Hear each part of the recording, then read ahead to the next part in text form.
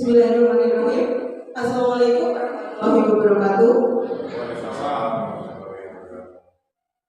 Yang terhormat Ibu Kepala Sekolah SD Negeri 1 Kedayakan atau yang mewakili, yang saya hormati rekan-rekan guru SD Negeri 1 Kedayakan semuanya. Pada kesempatan kali ini saya akan menyampaikan tugas dari calon guru penggerak angkatan 11, yaitu tentang aksi nyata modul 1.4, berbagi pemahaman mengenai penerapan konsep budaya positif. Di dalam calon guru penggerak pendidikan calon guru penggerak ini, saya dibawa oleh fasilitator yaitu Bapak Supardan dan pengajar prakteknya Bapak Irwan Diantrisnanto. Di sini konsep modul budaya positif yaitu yang pertama tentang perubahan paradigma belajar, kemudian disiplin positif, motivasi perilaku manusia, keyakinan kelas, kebutuhan dasar manusia yaitu posisi kontrol guru, dan yang terakhir segitiga restitusi. Budaya positif itu sendiri atau ekosistem positif itu kita ambil dari contoh perbandingannya dengan hidup tumbuh-tumbuhan seorang petani. Dalam hakikatnya sama kewajibannya dengan seorang pendidik yang menanam padi. Misalnya hanya dapat menuntun tumbuhnya padi, ia dapat memperbaiki kondisi tanah, memelihara tanaman padi, memberi pupuk dan air, membasmi ulat-ulat dan jamur-jamur yang mengganggu kehidupan tanaman padi, dan lain sebagainya. Menurut Ki Hajar Dewantara, sama halnya dengan kita mendidik siswa di sekolah, itu kita hanya menuntun tumbuh kembangnya anak didik kita, yaitu dengan menanamkan karakter-karakter yang baik, budaya positif itu sendiri, kemudian memberikan pelajaran. Itu merupakan contoh kita dalam menuntun budaya positif di sekolah. Selanjutnya, perubahan paradigma belajar. Pembelajaran yang berorientasi pada penguatan kompetensi dan pengembangan karakter yang sesuai dengan nilai-nilai Pancasila. Pembelajaran paradigma baru memastikan praktek pembelajaran yang berpusat pada murid, yang mana setiap murid itu belajar sesuai dengan kebutuhan dan tahap perkembangannya untuk mewujudkan profil pelajar Pancasila. Sesuai dengan yang kita pakai sekarang, kurikulum merdeka, dan anak-anak itu dengan merdeka belajarnya, sehingga pembelajaran kita di sekolah itu berpusat pada murid. Yang dulu itu kita sebagai pembelajaran kita teacher center atau berpusat pada guru, dengan kita menerangkan dan lain sebagainya, siswa sebagai menurut pada apa yang kita berikan. Tapi sekarang kita dalam merdeka belajar itu semua pembelajaran berpusat pada murid. Jadi murid yang mengeksplorasi segala kompetensi yang mereka miliki. Di sini ada contoh perubahan paradigma teori kontrol atau ilusi kontrol. Yang pertama, ilusi guru mengontrol murid. Ilusi bahwa kritik dan membuat rasa bersalah mampu menguatkan karakter. Kemudian ilusi bahwa semua penguatan positif, efektif, dan bermanfaat. Yang terakhir, ilusi bahwa orang dewasa berhak memaksa. Perubahan paradigma stimulus respon atau teori kontrol, stimulus respon, kita mencoba mengubah agar berpandangan sama dengan kita. Teorinya, kita berusaha memahami pandangan orang lain tentang dunia. Yang kedua, stimulus respon, perilaku buruk dilihat sebagai suatu kesalahan. Teori kontrolnya, semua perilaku memiliki tujuan. Jadi tidak semua perilaku itu dianggap buruk. Pasti ada tujuannya tersendiri. Kemudian yang ketiga, stimulus responnya, orang lain bisa mengontrol saya. Teorinya hanya Anda yang bisa mengontrol diri Anda. Jadi kita itu jangan mengikuti orang lain, tapi kita harus menjadi diri kita sendiri. Bagaimana dengan peserta didik kita juga, kita tidak boleh mengontrol anak terlalu mengontrol peserta didik, tapi biarkan anak itu mengeksplor minat bakatnya, potensinya masing-masing sesuai dengan apa yang mereka miliki.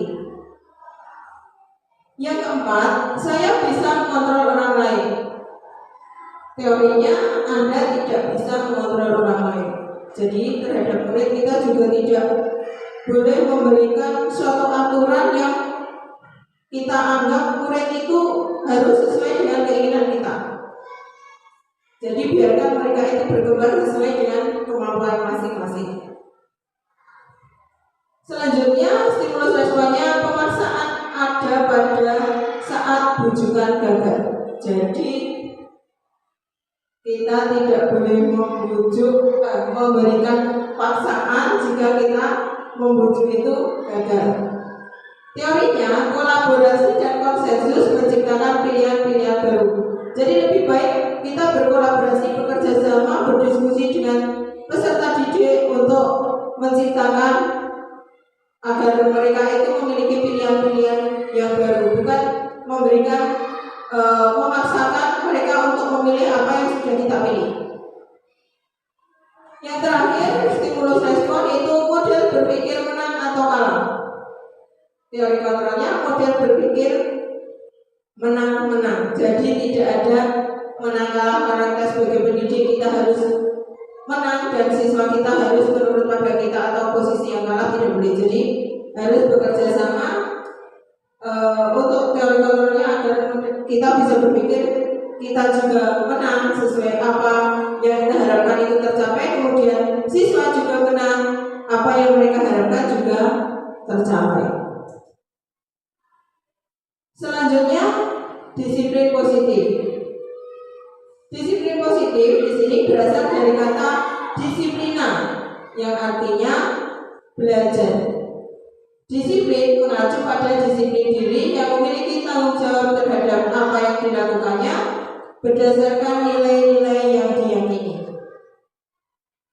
Disiplin positif merupakan salah satu cara penerapan disiplin yang bertujuan untuk menumbuhkan kesadaran serta memberdayakan peserta didik tanpa imbalan penghargaan atau reward, ancaman ataupun hukuman.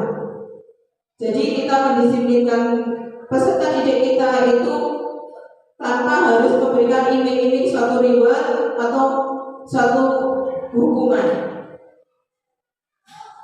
Sebagai pendidik, tujuan kita adalah menciptakan peserta didik yang memiliki disiplin diri, sehingga mereka berperilaku mengacu kepada nilai-nilai kebajikan universal dan memiliki motivasi intrinsik dalam perubahan perilaku ke arah yang lebih baik.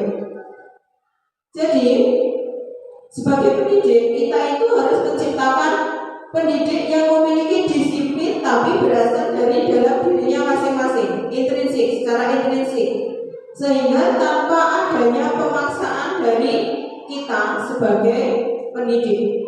Jadi kita hanya mengarahkan agar mereka itu tumbuh disiplin dirinya. Jadi kalau melaksanakan sesuatu nanti mereka tidak akan merasa terpaksa.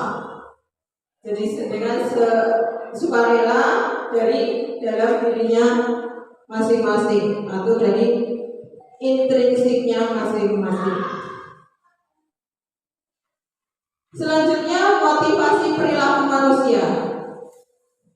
Yang motivasi ekstrinsik itu yang pertama untuk menghindari ketidaknyamanan atau hukuman. Jadi motivasi ekstrinsik yang pertama untuk menghindari kenyamanan ataupun hukuman. Yang kedua untuk mendapatkan imbalan atau penghargaan dari orang lain. Karena biasanya kita itu kadang-kadang melaksanakan sesuatu karena untuk menghindari suatu hukuman. Jadi peserta didik juga seperti itu. Mereka melaksanakan misalnya membuang sampah pada tempatnya karena takut nanti ditegur oleh gurunya, karena takut nanti dapat hukuman dari gurunya. Itu motivasi. Kemudian untuk mendapatkan imbalan atau penghargaan dari orang lain, misalnya peserta didik atau anak-anak didik kita itu terlihat atau memperlihatkan dirinya lebih disiplin, lebih rajin, atau mendapatkan nilai yang bagus karena dia ingin dipuji, atau karena dia ingin nanti setelah penerimaan rapot akan mendapatkan suatu hadiah atau reward. Itu merupakan motivasi ekstrinsik. Kemudian motivasi intrinsik itu untuk menjadi orang yang mereka inginkan dan menghargai nilai-nilai yang mereka percaya. Jadi ingin menjadi orang yang diinginkan, jadi ingin menjadi diri yang baik. Otomatis yang diinginkan itu menjadi diri yang baik. Selanjutnya dihukum oleh penghargaan. Kenapa dikatakan dihukum oleh penghargaan? Karena biasanya suatu penghargaan itu tidak selamanya bagus. Karena dengan memberikan atau menerima penghargaan itu anak-anak harus harus membuktikan kalau mereka itu bisa menjadi lebih baik. Jadi sebenarnya kemampuannya tidak seperti itu, tapi memaksakan diri. Itu seperti memberikan penghargaan, tapi juga serasa dihukum karena keterpaksaan. Dihukum oleh penghargaan yang pertama pengaruh jangka pendek dan jangka panjang. Yang kedua, penghargaan tidak efektif. Yang ketiga, penghargaan merusak hubungan. Yang keempat, penghargaan mengurangi ketepatan. Yang kelima, penghargaan menurunkan kualitas. Yang keenam, penghargaan mematikan kreativitas. Yang ketujuh, penghargaan menghukum. Dan yang terakhir, penghargaan mengurangi motivasi intrinsik. Karena di sini bisa dikatakan penghargaan mengurangi motivasi intrinsik, peserta didik cenderung mendengarkan orang lain karena dia ingin mendapatkan suatu penghargaan. Jadi bukan berasal dari motivasi dirinya sendiri. Nah, di sini tindakan guru, misalnya mencatat 100 kali di dalam kalimat, saya tidak akan terlambat lagi karena terlambat ke sekolah. Ini termasuk hukuman atau konsekuensi menurut Bapak Ibu? Mencatat 100 kali di dalam buku kalimat saya tidak akan terlambat lagi, itu termasuk hukuman ataukah konsekuensi? Nanti kita bisa lihat ini konsekuensi ataupun hukuman. Ada yang itu merupakan hukuman, ada yang itu merupakan konsekuensi. Kemudian kalau lari mengelilingi lapangan basket 2 kali karena terlambat hadir di sekolah, ini termasuk hukuman ataupun konsekuensi? Hukuman. Yang ketiga, murid diminta push up 15 kali karena tidak menggunakan masker ke sekolah. Hukumankah atau konsekuensi? Yang selanjutnya, menggantikan kertas tugas teman yang telah dicoret-coret. Konsekuensi. Kemudian membersihkan tumpahan air di meja tulis karena tersenggol pada saat belajar. Konsekuensi. Meminta murid tidak mengenakan sepatu seharian di sekolah karena tidak mengenakan sepatu hitam. Hukuman. Lari mengelilingi lapangan basket 2 kali karena terlambat 10 menit untuk pelajaran PCOK? Hukuman. Di sini ada jawabannya. Jadi kalau kita lihat tadi mencatat 100 kali di dalam buku itu termasuk hukuman, lari mengelilingi lapangan juga termasuk hukuman. Kemudian murid diminta untuk push up 15 kali. Jadi bisa dilihat kalau di sini yang termasuk hukuman itu biasanya apa? Lebih ke fisik, lebih ke fisik yang berlebihan, itu merupakan hukuman. Jadi kalau sanksi itu karena dia melakukan sesuatu yang salah, diberikan suatu apa? Diberikan suatu, dia diminta suatu konsekuensi agar melakukan suatu hal. Kalau mencatat 100 kali itu kan termasuk juga hukuman karena 100 kali mencatat. Berarti itu kan juga terlalu mengurangi fisik. Selanjutnya, perbedaan hukuman dan konsekuensi di sini. Kalau hukuman itu sesuatu yang menyakitkan dan harus terjadi.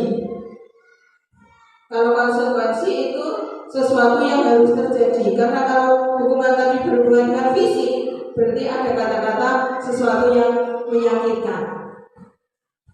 Selanjutnya, membuat anak sakit atau fisik maupun hati dalam untuk jangka waktu lama. Ini termasuk hukuman. Jadi bukan hanya fisiknya saja yang merasa sakit, tapi juga hati. Nah, itu karena apa? Malu. Karena malu. Jadi ini termasuk hukuman. Kalau konsekuensi itu anak merasa tidak nyaman dalam jangka waktu yang pendek. Yang ketiga, anak membenci kedisiplinan. Jadi pasti sudah ada suatu ketentuan tapi dilanggar, itu berarti diberi hukuman. Tapi kalau misalnya anak itu tahu menghargai disiplin, itu hanya diberikan suatu konsekuensi karena kadang-kadang unsur ketidaksengajaan. Hukuman perbedaannya yang selanjutnya itu paksaan. Kalau konsekuensi itu hanya berupa stimulus dan tanggapan. Mendorong anak menyakiti diri sendiri. Konsekuensi mendorong anak agar mudah menyesuaikan diri agar tidak mengulangi lagi. Konsep diri yang buruk. Kalau konsekuensi konsep diri yang baik. Selanjutnya kalau hukuman perbedaannya dengan konsekuensi, anak belajar untuk menyembunyikan kesalahan. Jadi cenderung tidak jujur. Kalau konsekuensi, anak belajar untuk mematuhi peraturan. Tidak akan diulangi lagi. Perbedaan yang terakhir antara hukuman dan konsekuensi yaitu marah, rasa bersalah, dipermalukan, merasa tidak dihargai. Kemudian kalau konsekuensi, kehilangan hak, dibuat tidak nyaman, diasingkan untuk sementara. Itu perbedaan antara hukuman dan konsekuensi. Selanjutnya kita ke restitusi. Apa itu yang dimaksud dengan restitusi? Restitusi adalah proses menciptakan kondisi bagi murid untuk memperbaiki kesalahan mereka sehingga mereka bisa kembali pada kelompok mereka dengan karakter yang lebih kuat. Restitusi juga merupakan proses kolaboratif yang mengajarkan murid untuk mencari solusi untuk masalah mereka dan membantu murid berpikir tentang orang lain, seperti apa yang mereka ingin menjadi ataupun tujuan yang mulia, dan bagaimana mereka harus mempermalukan orang lain. Ini menurut dosen. Jadi restitusi itu menciptakan kondisi bagi murid untuk memperbaiki kesalahan mereka. Ciri-ciri restitusi yang pertama yaitu menguatkan dan fokus pada solusi. Yang kedua, fokus pada karakter bukan tindakan. Kemudian yang ketiga, bukan menebus kesalahan namun belajar dari kesalahan. Yang keempat, mencari kebutuhan dasar yang mendasari suatu tindakan. Yang kelima, mencari tawaran bukan paksaan untuk memperbaiki suatu hubungan. Yang terakhir, menuntun untuk melihat ke dalam dirinya. Itu ciri-ciri dari restitusi. Selanjutnya, keyakinan kelas.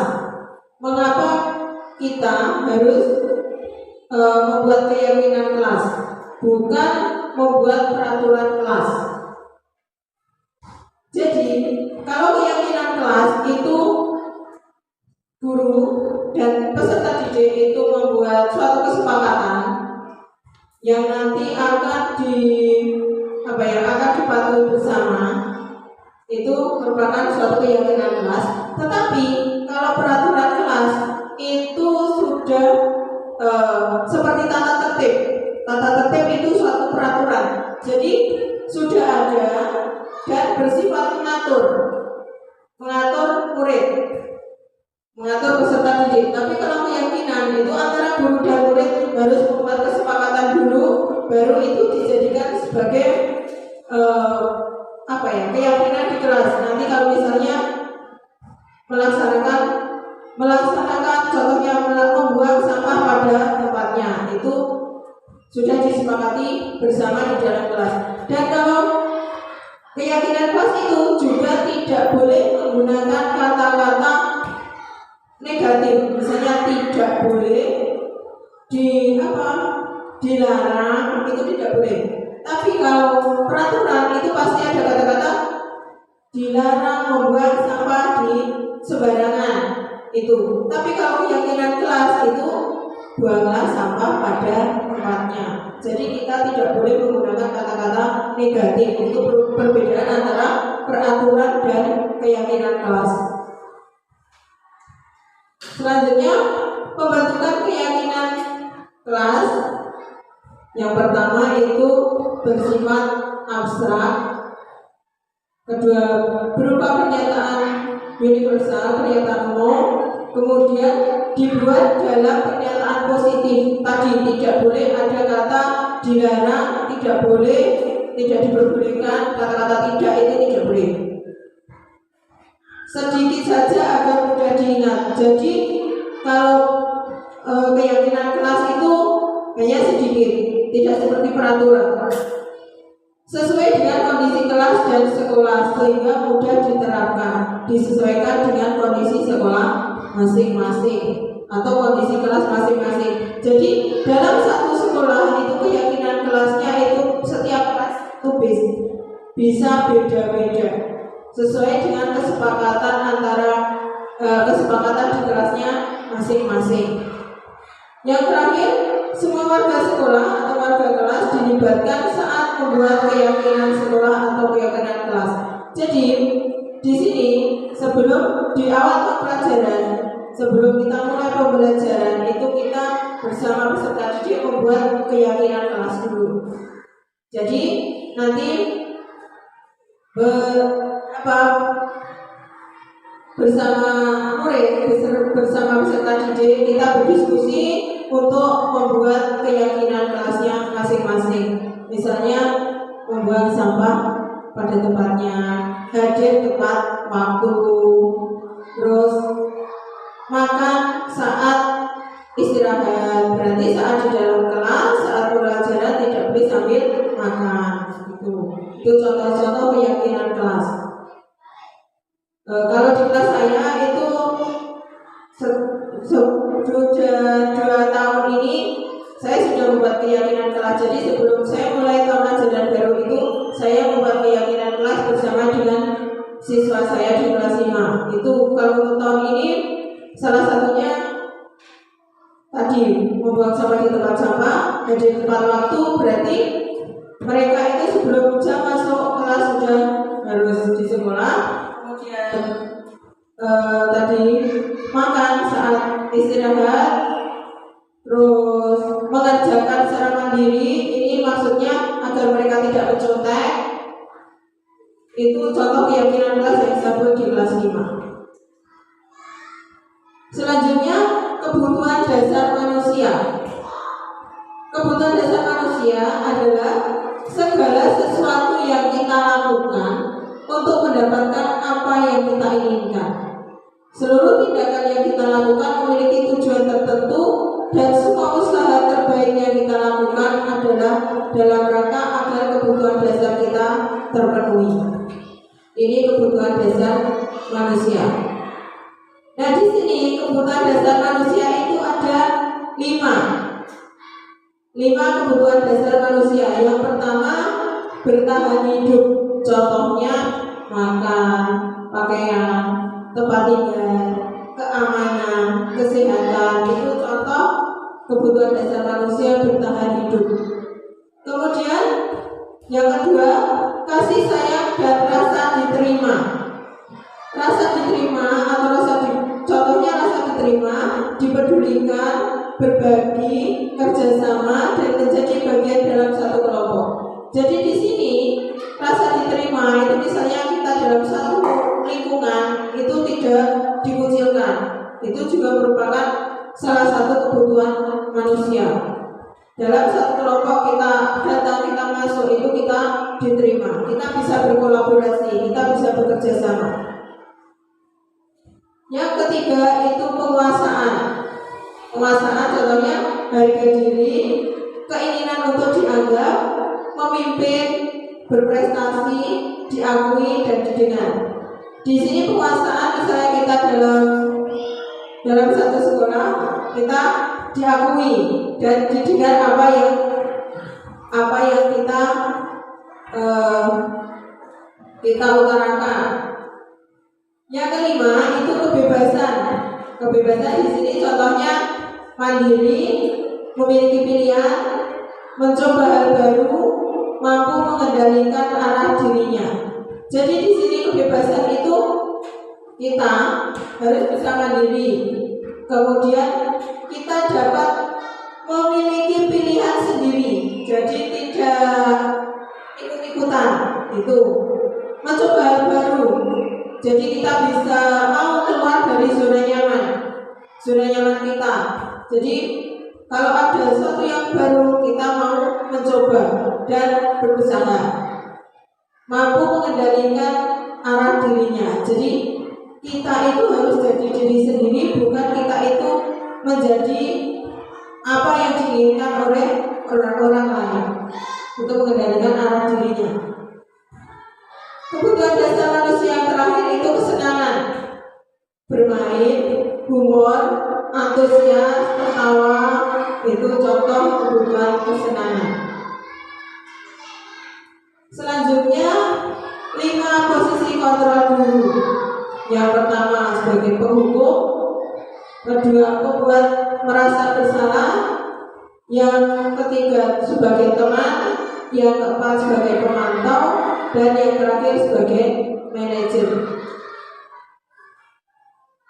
Di sini 5 posisi kontrol menurut Dias Samsiati Rajasa MSc, praktisi guru dan praktisi pendidikan. Posisi penghukum, menghardik, menunjuk-nunjuk, berkaca pinggang, membentak, kemudian hukuman verbal maupun fisik. Kalau dampak posisi penghukum ini murid menjadi pendendam. Misalnya habis dibentak, itu biasanya murid merasa seperti itu. Jadi menjadikan murid kita itu menjadi pendendam. Kemudian tidak menyukai guru atau mata pelajaran yang diampu, karena kita sering itu tadi sebagai posisi penghukum. Itu kita sebagai guru pasti tidak akan disukai oleh murid, dan mata pelajaran yang kita ampu juga pasti akan menjadi paling tidak disukai. Dampaknya dari posisi penghukum. Pembuat merasa bersalah. Suara cenderung lembut, tenang, namun kata-katanya menyalahkan murid. Lekit itu. Kemudian guru akan menyatakan hal-hal yang merasa kesalahan pada murid dengan membuat guru menderita. Dampak dari posisi membuat merasa bersalah itu membuat murid merasa bersalah atau identitasnya gagal. Jadi di sini murid akan merasa kalau ketemu guru itu akan selalu merasa, oh iya aku salah, jadi merasa bersalah terus. Kemudian rendah diri dan menarik diri dari lingkungan dan cenderung dia itu tidak mau bersosialisasi dengan temannya karena karena rasa bersalah tersebut. Selanjutnya posisi teman. Di sini suara guru akan ramah. Kita sebagai teman anak-anak, teman murid, cenderung bersedia guru untuk menghangatkan suasana. Jadi di dalam kita melakukan pembelajaran itu kita juga bisa menjadi teman bagi murid-murid. Jadi misal siswa kita ada suatu permasalahan, mereka mau bercerita dan kita bisa memberikan solusi. Dampaknya murid akan bergantung pada satu orang. Jadi selain kita posisi teman itu ada segi positifnya, tapi juga ada segi negatifnya. Nanti mereka itu akan tergantung pada satu orang atau faktor ketergantungan. Murid tidak mandiri dan tidak bisa berpikir untuk dirinya sendiri. Nah, faktor negatifnya seperti ini. Murid itu tidak akan mandiri.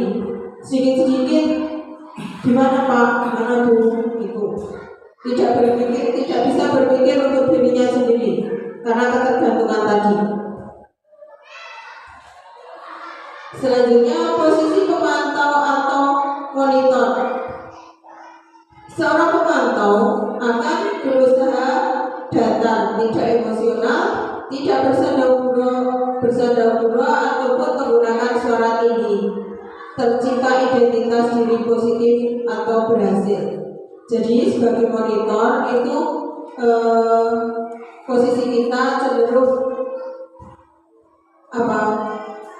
memimpin, datar, boten sambil guyon, tidak bisa bercanda dengan siswa. Dampaknya murid akan menghitung konsekuensi dan hadiah tanpa memenuhi sepenuhnya nilai kebajikan yang dituju, kemudian tidak sepenuhnya mandiri. Jadi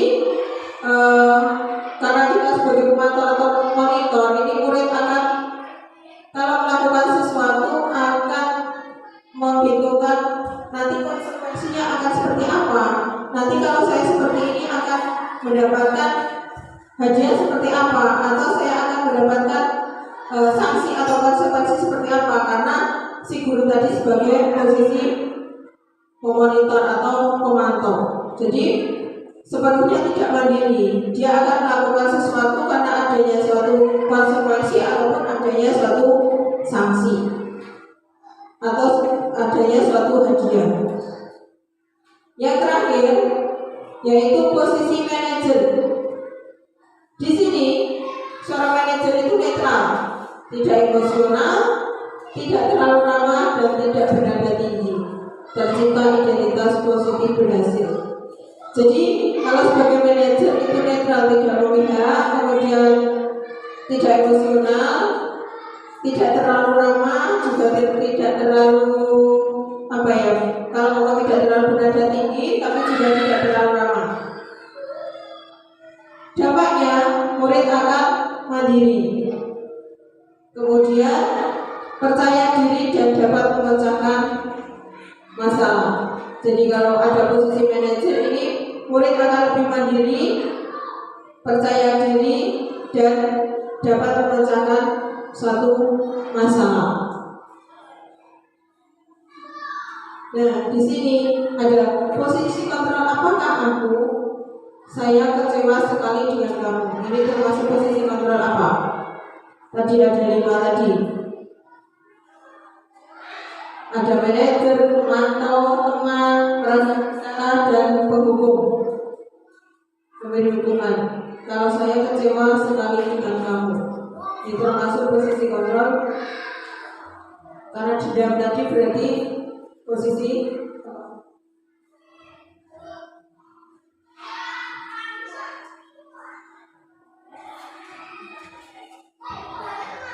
saya kecewa sekali dengan kamu, itu posisi kontrolnya membuat merasa bersalah.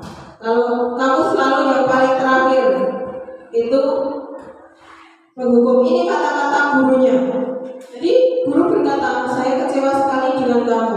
Berarti itu posisi kita sebagai guru itu membuat siswa itu merasa bersalah. Kalau kamu selalu yang paling terakhir, itu memberikan posisi penghukum. Jadi kita guru itu selalu menganggap kalau siswa tersebut pasti kamu itu selalu yang terakhir, itu posisinya sebagai penghukum. Kemudian ayolah melakukan demi bapak atau ibu, ini posisi teman. Apakah kamu mau mendapatkan stiker bintang hari ini?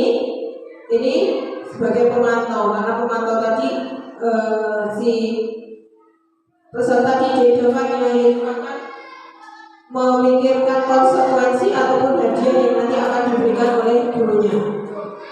Yang terakhir, bagaimana kamu bisa menyelesaikan masalah ini? Ini posisi manajer. Jadi ini kalau posisi manajer itu bekerja sama dengan siswa, bagaimana cara menyelesaikan suatu persoalan. Jadi tidak langsung ini selesaikan seperti ini, tidak seperti itu, tapi ngobrol dulu dengan siswanya. Itu sebagai posisi manajer. Segitiga restitusi. Di sini suatu proses dialog yang dijalankan oleh guru agar dapat menghasilkan murid yang mandiri dan bertanggung jawab. Di sini segitiga restitusi itu ada yang pertama itu menstabilkan identitas, validasi kebutuhan, dan menanyakan keyakinan. Di sini kalau ada masalah, suatu masalah pada siswa itu guru bisa menyelesaikan dengan cara segitiga restitusi. Tahapan menstabilkan identitas, kemudian validasi tindakan yang salah, dan menanyakan keyakinan. Tahapan dari segitiga restitusi. Dalam menstabilkan identitas di sini berdasarkan prinsip membuat kesalahan adalah bagian dari proses pembelajaran. Untuk membuat anak yang merasa gagal karena berbuat salah menjadi positif terhadap dirinya. Di dalam menstabilkan identitas kita bisa menggunakan misalnya berbuat salah itu hal yang manusiawi. Tidak ada manusia yang sempurna. Kemudian bapak atau ibu juga pernah berbuat salah. Kita pasti bisa menyelesaikan permasalahan ini. Bapak atau ibu tidak tertarik untuk mencari tahu siapa yang benar dan siapa yang salah. Bapak ibu lebih tertarik untuk menyelesaikan masalah. Kemudian yang terakhir, kalau kamu menyalahkan dirimu sendiri terus-menerus, apakah kamu bersikap baik pada dirimu sendiri? Jadi misalnya ada suatu persoalan yang terjadi pada siswa, kita tidak boleh langsung menyalahkan, itu kamu pasti salah kamu. Jadi kita bisa memanggil siswa yang bermasalah tersebut, kemudian kita bisa, ya karena berbuat salah itu kan memang manusiawi. Jadi tidak mungkin semua orang itu tidak ada kesalahan sama sekali. Jadi kita juga dengan siswa juga bisa seperti itu. Kita bisa kalau berbuat salah itu manusiawi, itu menstabilkan identitasnya siswa supaya tidak merasa terlalu bersalah. Walaupun itu sebenarnya tindakannya ya kurang tepat. Kita pasti bisa menyelesaikan. Jadi kita permasalahan ini kita tidak langsung memberikan judgement pada siswa tersebut kalau kamu itu salah. Tidak seperti itu. Di sini harus menstabilkan identitas terlebih dahulu. Kemudian validasi tindakan yang salah. Berdasarkan prinsip setiap perilaku berupaya memenuhi suatu kebutuhan tertentu. Kamu bisa saja kan melakukan hal yang lebih buruk, tapi kamu tidak melakukannya kan. Kemudian kamu pasti punya alasan kenapa melakukannya. Itu untuk memvalidasi tindakan suatu tindakan yang salah. Apa yang penting bagi kamu? Selanjutnya kamu boleh tetap berusaha menjaga sikap itu, tetapi tambahkan sikap yang lain yang baru. Maukah kamu belajar cara lain untuk mendapat yang kamu butuhkan tanpa harus memukul? Apakah kamu yang terakhir, apakah kamu bisa melakukannya dengan lebih baik besok? Jadi tidak, kita dalam menyelesaikan satu masalah dengan siswa tidak boleh langsung marah-marah, apalagi kita marah-marahnya di depan teman-temannya, karena itu akan membuat mental anak itu menjadi seperti tadi, membuat anak merasa bersalah dan malu juga. Jadi kalau tadi yang pertama, kalau salah itu memang manusiawi. Kemudian selanjutnya kita itu harus menanyakan kenapa melakukan hal seperti itu. Kemudian juga bisa menanyakan, kamu tahu kalau hal seperti itu kan tidak baik, jadi seharusnya bagaimana? Seperti itu untuk validasi tindakan yang salah. Kemudian yang terakhir dari segitiga restitusi yaitu menanyakan keyakinan. Di sini berdasarkan prinsip teori kontrol bahwa pada dasarnya kita termotivasi secara intrinsik. Contoh pertanyaannya, apa nilai yang kita percaya di kelas atau sekolah kita? Nilai-nilai universal apa yang telah kita sepakati? Kemudian kelas yang ideal itu seperti apa? Kamu ingin menjadi anak seperti apa? Apa yang kamu rasakan ketika kamu melakukan itu? Kamu menjadi orang yang seperti apa? Itu untuk menanyakan keyakinan. Setelah tadi yang pertama menstabilkan identitas, kemudian validasi tindakan yang salah, baru menanyakan keyakinan. Apa nilai-nilai yang kita percaya di kelas atau sekolah kita?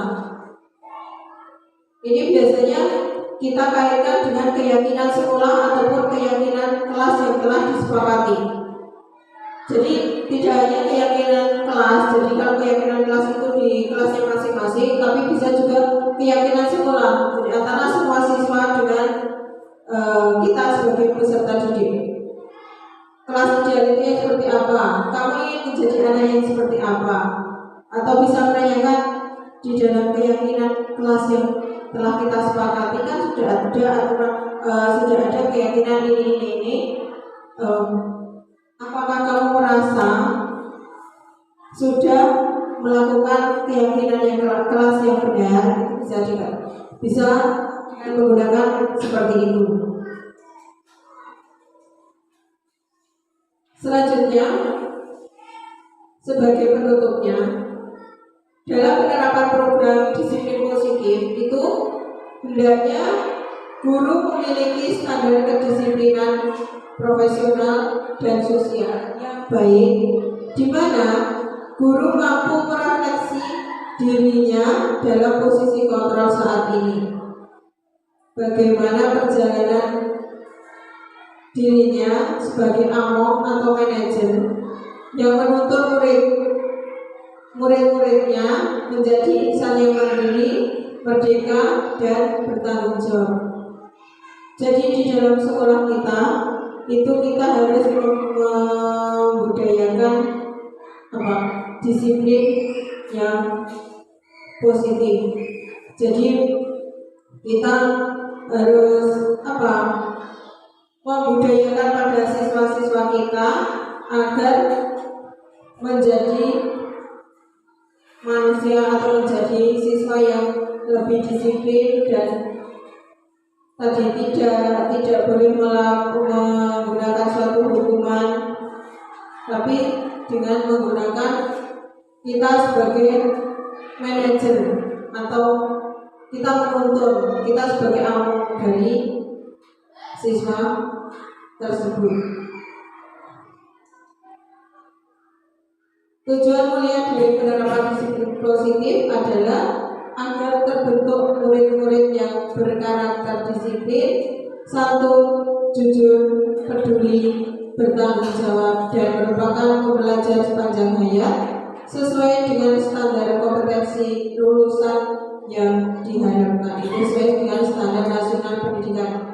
Jadi tujuan dari penerapan disiplin positif itu agar siswa kita terbentuk karakter yang disiplin, santun, jujur, peduli, dan tanggung jawab, dan merupakan pembelajar sepanjang hayat. Kenapa? Karena kalau dilihat dari karakter siswa kita sekarang ini, itu sangat perlu untuk selalu dibimbing karakternya agar menjadi lebih disiplin.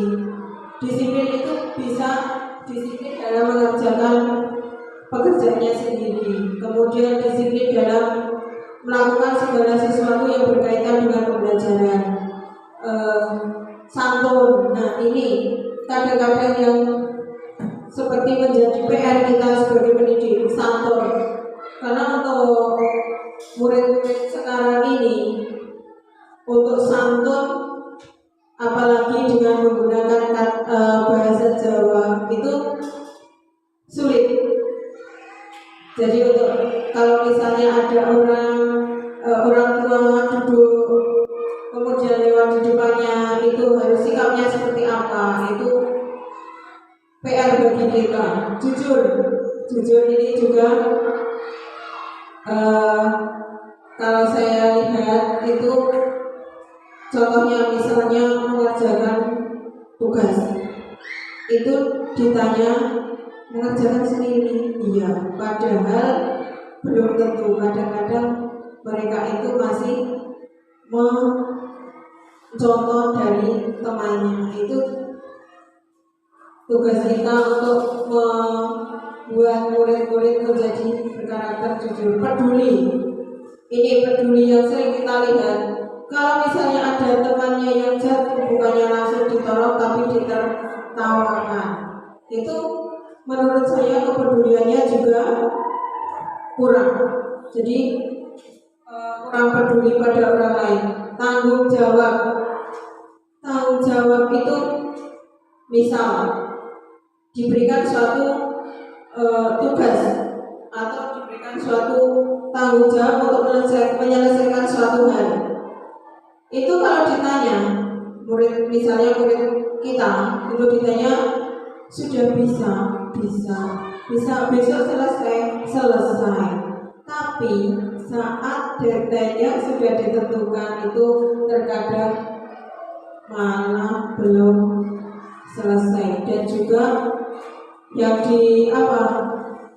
dikeluarkan lebih dulu nangisnya. Itu berarti kita perlu melatih tanggung jawab. Juga misalnya dalam pelajaran, misalnya dalam menggunakan alat-alat olahraga, itu mengambil alat tapi setelah selesai tidak dikembalikan atau diletakkan tetap di lapangan, itu berarti mereka juga kurang bertanggung jawab. Yang terakhir, refleksi ini yang pertama, apa yang Bapak Ibu dapatkan pada kegiatan hari ini. Yang kedua, adakah hal yang sesuai dengan kondisi Bapak Ibu sebagai dan bagaimana penerapannya. Yang terakhir, apa harapan Bapak Ibu terkait budaya positif di sekolah kita. Di sini mohon ada yang mau membantu menyampaikan refleksi apa yang didapat dalam kegiatan hari ini, dalam kegiatan kali ini. tentang apa? Monggo Pak Sri. Apa yang kita diskusikan hari ini tadi tentang apa?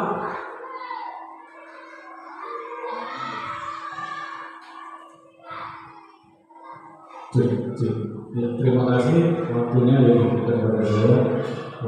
Apa yang Bapak Ibu katakan pada kegiatan hari ini di sini tadi dalam penjelasan Ibu itu yang saya dapatkan dalam kegiatan hari ini tentang penerapan disiplin positif, yaitu ada bermacam-macam cara untuk menerapkan disiplin positif. Contohnya itu keyakinan kelas dan sebagainya. Terus adakah hal yang sesuai dengan kondisi Bapak Ibu? Mungkin menurut saya masih ada dari apa yang dijelaskan tadi. Contohnya itu dalam kita mengajar biasanya, kalau dulu itu biasanya posisinya murid itu sebagai alat. Contohnya hanya kita ke murid bagaimana, tolong ini kerjakan ini itu. Terus harapan terkait budaya positif di sekolah, yaitu semoga kedepannya sekolah kita bisa menerapkan budaya disiplin positif yang akan kita laksanakan. Terima kasih. Mungkin hanya itu. Terima kasih untuk Pak Danang. Masih ada lagi dari Bapak Ibu yang lain? Monggo kalau masih ada refleksi untuk kegiatan hari ini. Memang benar kalau kondisi, adakah hal yang sesuai dengan kondisi Bapak Ibu saat ini? Itu kalau dulu kita itu menerapkan pembelajaran yang teacher center, jadi pusatnya itu ada pada guru. Tapi kalau sekarang untuk merdeka belajar, merdeka mengajar itu dengan berpusat pada murid atau student center. Jadi segala sesuatu itu murid itu bukan sebagai alatnya, bukan sebagai objeknya, tapi murid sebagai subjeknya. Jadi bukan segala sesuatunya dari kita yang menentukan murid hanya gangge siap, itu bukan, tapi murid yang menggali potensinya masing-masing. Kemudian murid yang menyampaikan apa yang mereka punya. Itu. Ada lagi?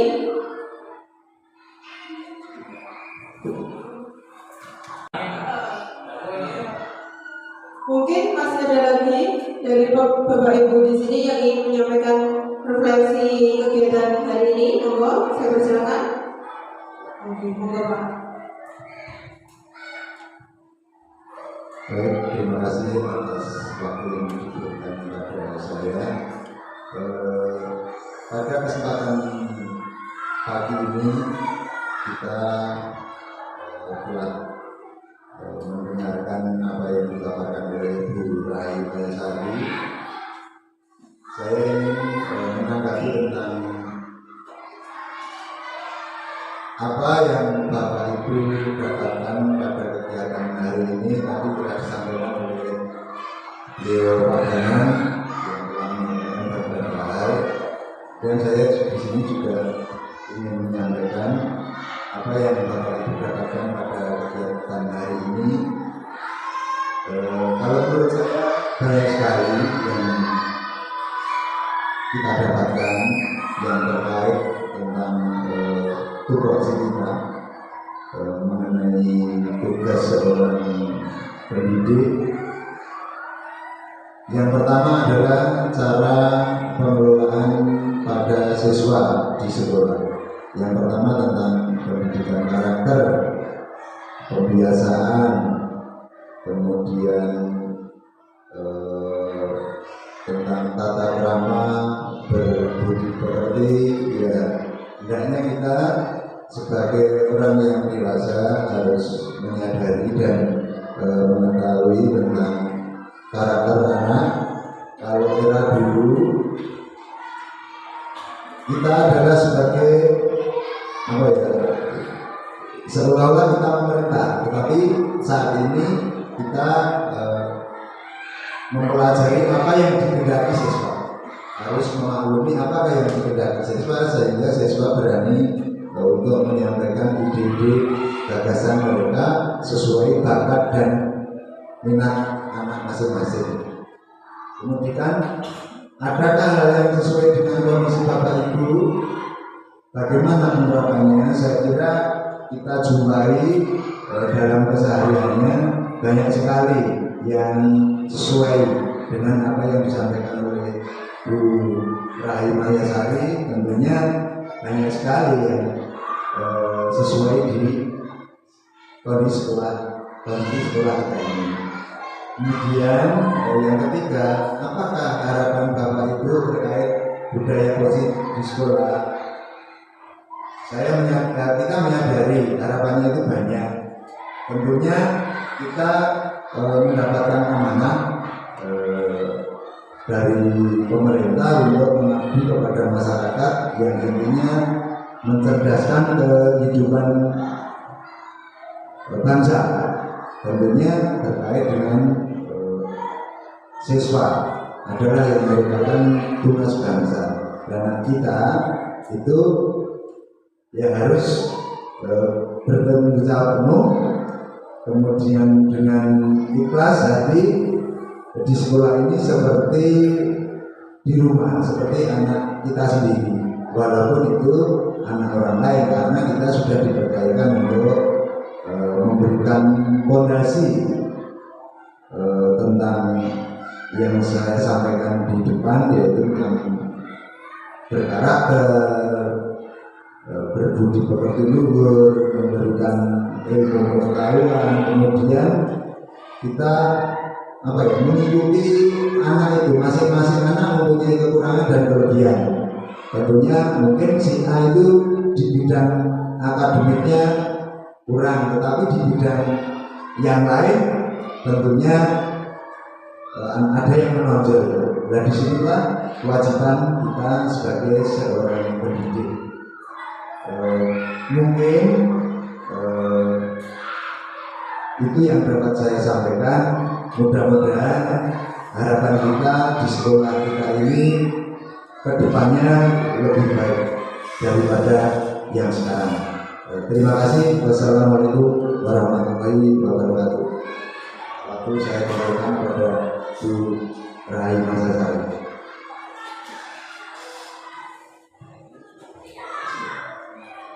Terima kasih apa yang telah disampaikan oleh Bapak Siono. Refleksi hari ini memang benar.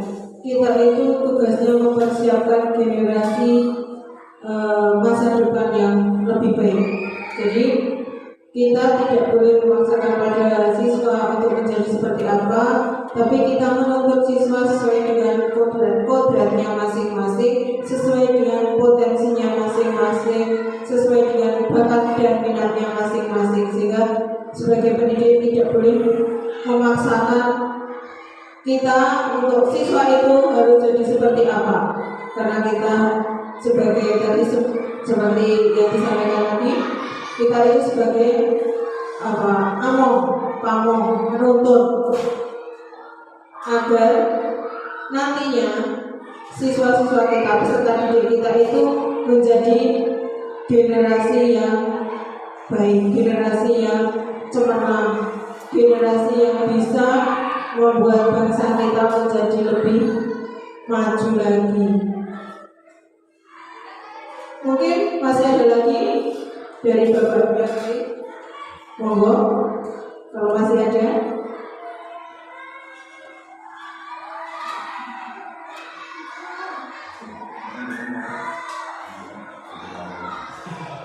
Monggo Pak Bu, kalau masih ada.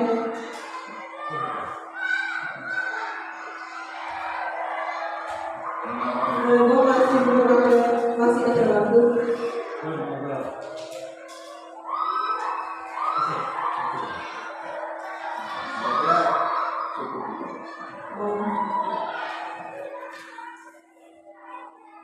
Betul-betul.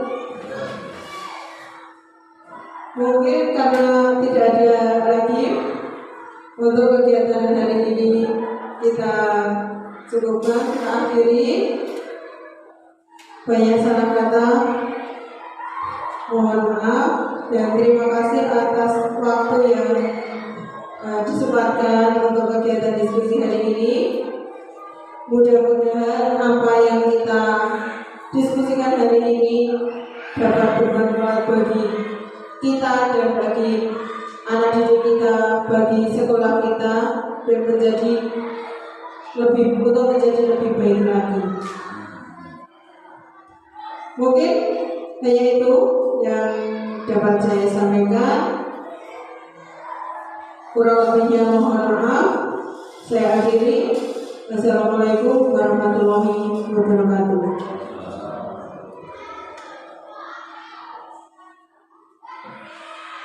Kurang